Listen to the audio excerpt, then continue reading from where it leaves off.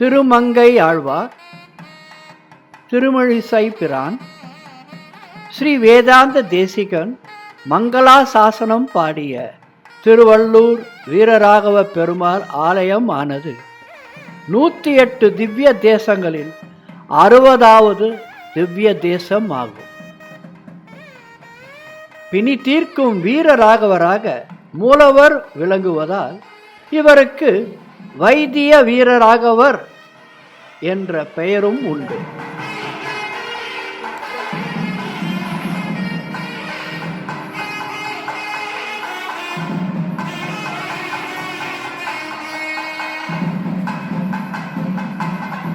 சாலிஹோத்ரர் என்ற முனிவர் இத்தலத்தில் உள்ள குளத்தில் தவம் மேற்கொள்கிறார்.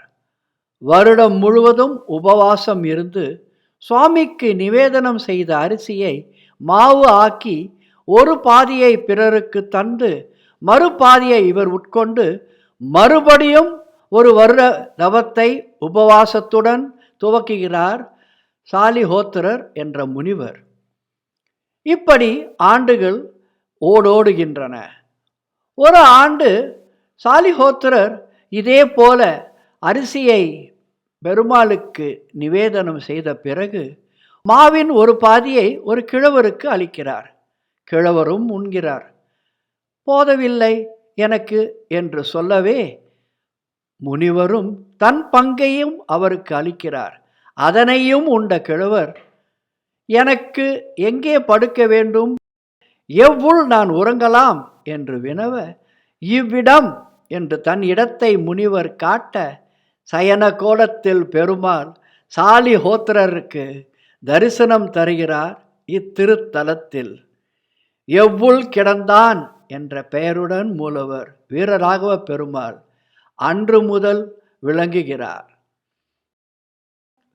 திருவள்ளூர் வீரராகவ பெருமாளுக்கு சந்தன தைலத்தில் மட்டுமே அபிஷேகம் செய்யப்படுகிறது.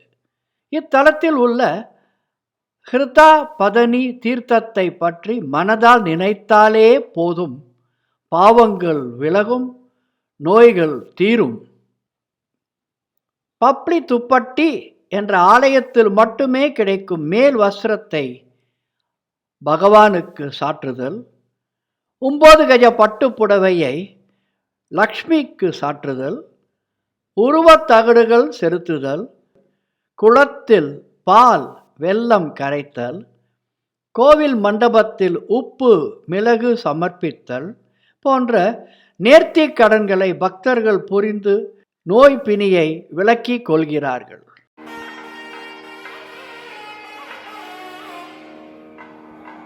கனகவல்லி தாயார் சமேத வீரராகவ பெருமாள் ஆலயத்திற்கு நாமும் திரு எவ்வுள் எனும் திருவள்ளூருக்கு வருவோம். பலன் கோடி பெறுவோம்.